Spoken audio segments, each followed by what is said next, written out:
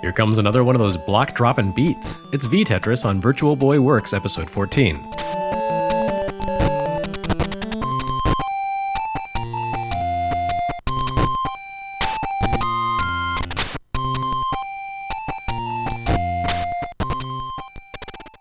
We've completed our journey through the entire US Virtual Boy lineup, which means it's now time to circle back to the beginning and look at the Japan-only releases. There aren't a ton of these, but they're all pretty interesting, and a few of them comprise some of the most expensive video game collector's items in the entire Nintendo pantheon. This first game, however, is not one of those.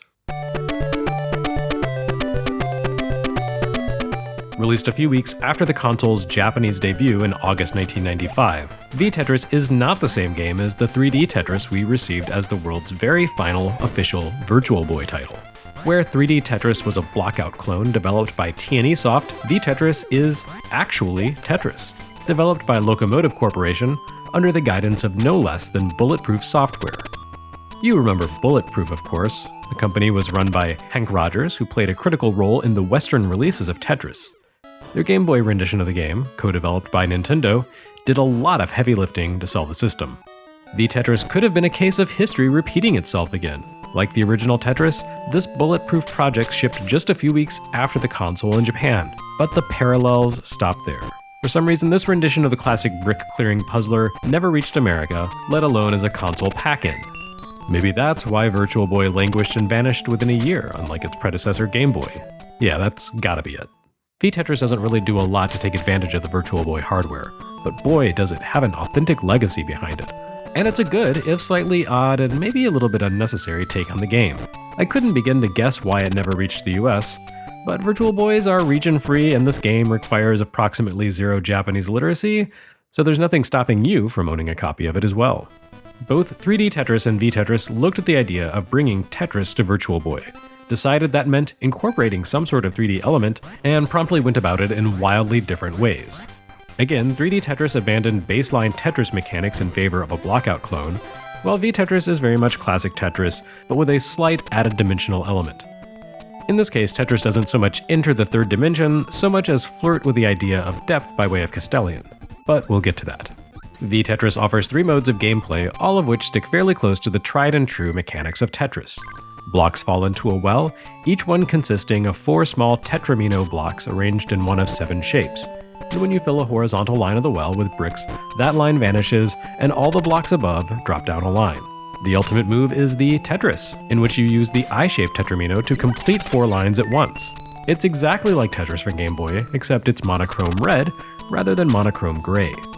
Mode A of V-Tetris lets you play the endless Tetris game, where blocks simply fall infinitely until you can no longer keep up. Every 10 lines you clear, the action speeds up slightly. Mode B is the standard mode, where the screen clears out and starts afresh once you complete a level. Otherwise, it's the same thing as Mode A. Nothing about either of these modes does a single meaningful thing to take advantage of the Virtual Boy hardware. There's a little bit of parallax in the frame graphics, but these are static images that don't really do anything more than act as window dressing. The V-Tetris experience only comes into focus when you boot up Mode C, which is called New Type Loop. At first glance, this appears to be basically a punitive take on standard Tetris. As usual, tetraminos fall into a well and you need to clear them away. Unlike in other Tetris adaptations, though, there's a back layer to the well. At first, this doesn't seem to do much, but eventually you'll notice that when you only clear a single line, bricks will fall into the back layer. Eventually, the back layer's tetraminos will reach the kill line, and it's game over. In other words, the only way to survive in New Type Loop mode is to clear 2 or more lines at once. Or so it seems. But in truth, there's a less obvious mechanic at work here, which gives the mode its name, the loop element. The front and back layers aren't actually fixed elements, you see. Rather, you can rotate the well to push the forward-facing blocks into the background, and vice versa, 1 column at a time. This adds a whole new dimension to Tetris, if you'll pardon the expression, doubling the size of the active play space and challenging you to keep the background's layout in mind as you drop blocks into play.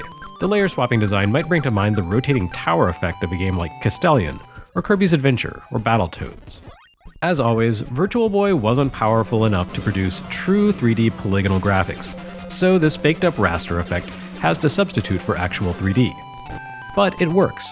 V-Tetris's New Type Loop is a fun wrinkle on Tetris that adds to the core game design without radically altering or compromising it, a rare feat in the novelty-chasing world of Tetris sequels. Really, the only thing that doesn't make sense about V-Tetris is the fact that it never came to the US. What's up with that?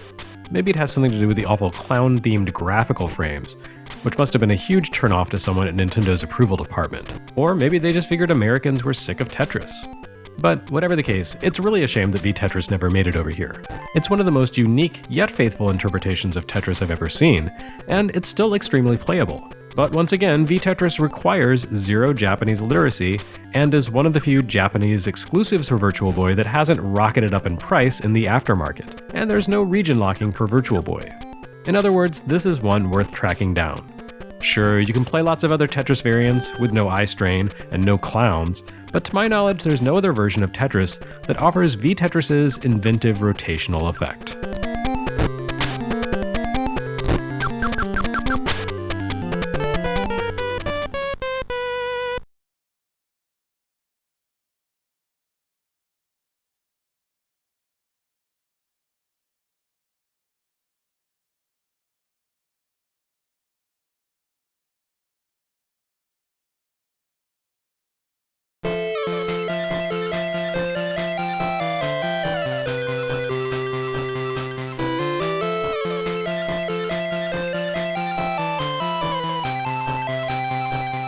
Next time on Virtual Boy Works, we go gonzo for galactic gourds.